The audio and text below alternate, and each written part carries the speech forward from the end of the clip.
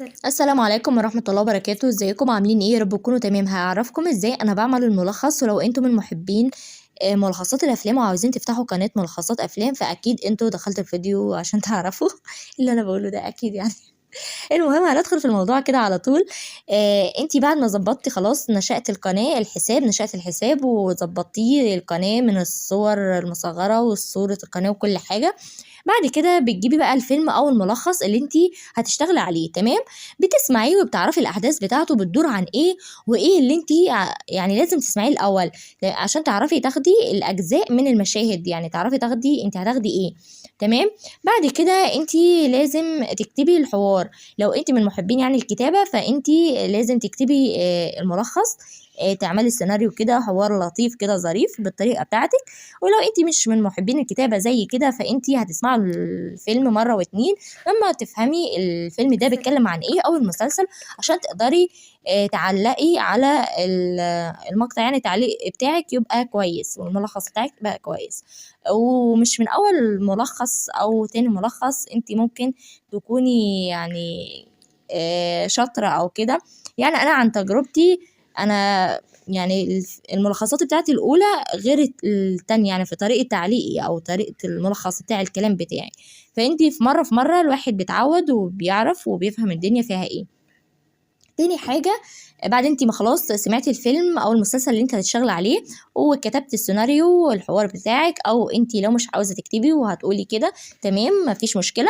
بعد كده بندخل هنا على البرنامج المونتاج بتاعك، اي برنامج انت هتشتغل عليه. انا طبعا هنا بشتغل على البرنامج ده اللي انتوا شايفينه ده. بدخل عليه. بعد ما بدخل عليه بعد كده بدخل هنا باخد الفيديو. شوفوا انا كم مرة صورت، انا عمالة اصور كل شوية تانية واحذف في الفيديو عشان اقدر يعني الخص الفيديو ومش تزهقوا مني. مثلا انا هنا هاخد الفيديو ده انا كنت شغالة عليه. بس هنا مثلا هو ده الفيلم اعتبروه كامل، هي 4 دقايق اعتبروها ساعة او ساعتين. فهنا انا ده الفيلم مثلا انا جبته واتفرجت عليه، سمعته وعرفت المشاهد اللي انا هاخدها. هنا بقى عشان مش يحصل لك انذار او يجيلك انذار او اي مشاكل قدام لا قدر الله، فانت لازم تكوني عارفه الفيلم اللي انت شغاله عليه ده لازم تاخدي من كل مشهد 9 ثواني. ما بصوا 9 ثواني بس، يعني الكتير 10 ثواني هو دي المفروض، بس من الاحسن ان انت تاخدي 9 ثواني. بعد كده ما انت هتاخدي 9 ثواني، يعني مثلا هناخد من اول المشهد 3 ثواني بالطريقه دي. هنا مثلا الحته دي احنا مش عاوزينها، بنقطعها عادي اهو. بعد كده بناخد هنا 3 ثواني تانيين من نص المشهد مثلا، ده انا مثلا عاوزاه.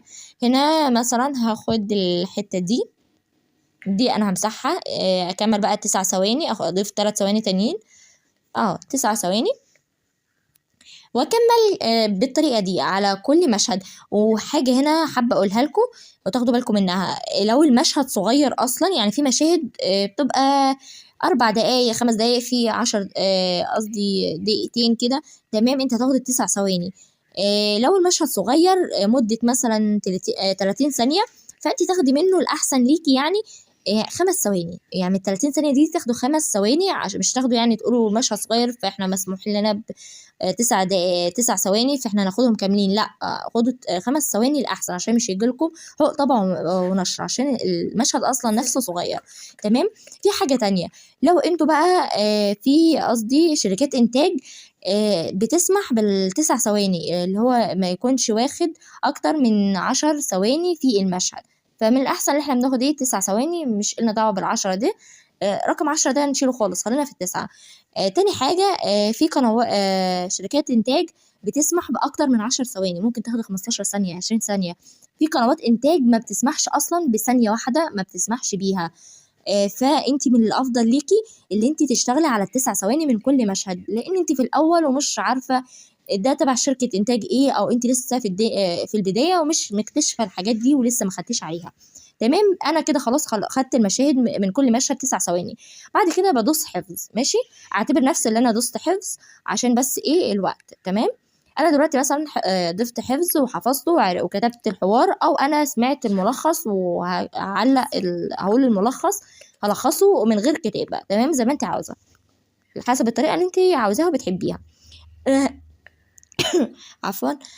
انا هنا مثلا خدت خلاص خدت المشاهد، فانا هنا هاخد الفيديو اللي انا مثلا حفظته. باجي بقى هنا اول حاجه ايه، لو الشاشه بالطول كده التصوير، يعني انتوا شايفين بالطول ماشي، مش بشاشه مش مستطيله بنفس المقاس بتاع اليوتيوب، شاشه اليوتيوب اللي المفروض نكون يعني عاملينه.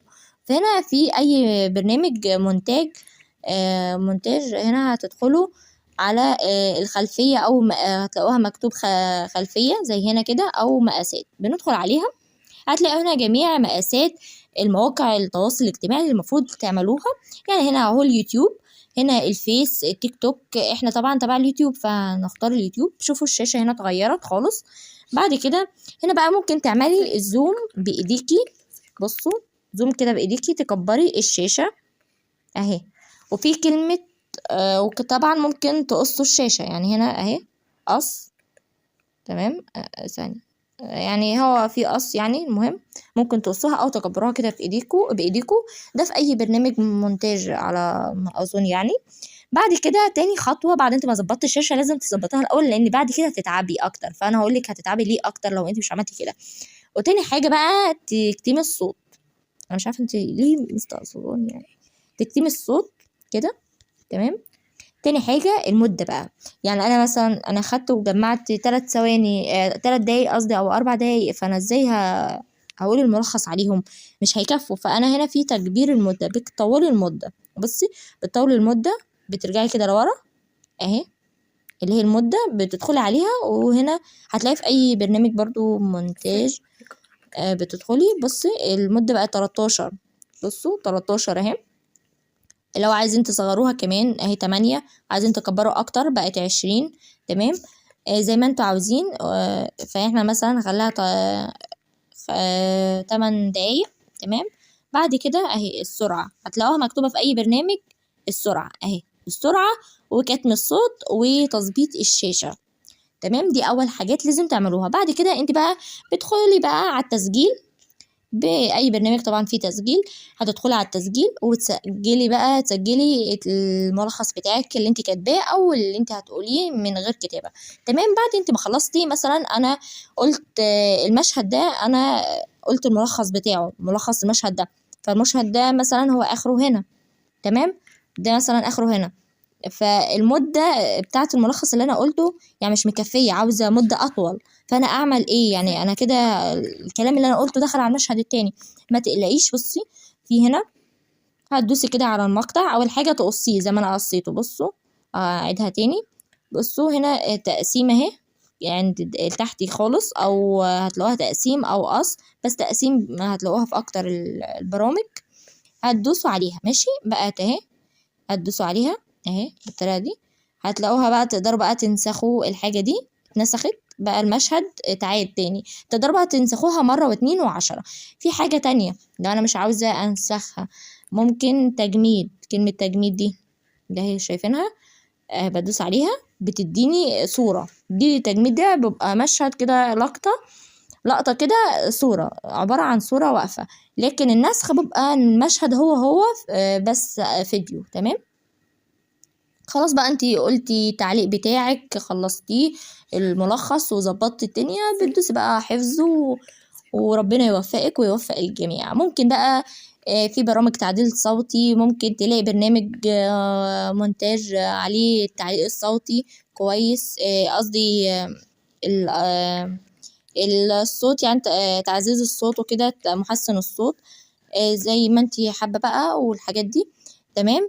بعد كده بترفعي بقى الفيديو وربنا يوفق الجميع. ويا رب اكون ما طولتش عليكم، يا لهوي 10 دقايق.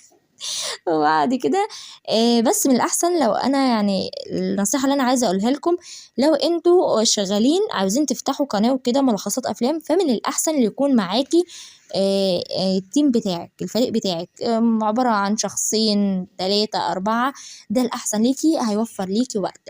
يعني في خلال يومين هتنزلي، يعني كل يومين هتنزلي ملخص أو كل يوم، غير لما تكوني شغالة لوحدك. أنا شغالة لوحدي وكمان متجوزة ومعايا أطفال، فأنا يعني باقعد بال7 أيام وممكن 10 أيام 5 أيام لمّا أنزّل ملخص، باخد وقت فعلًا. يعني من الأحسن يكون معاكِ فريق تمام، ويا رب أكون كنت ظريفة كده ومش حاسة إن أنا كنت تقيلة مش عارفة ليه. يالّا عاوزين حاجة؟ باي.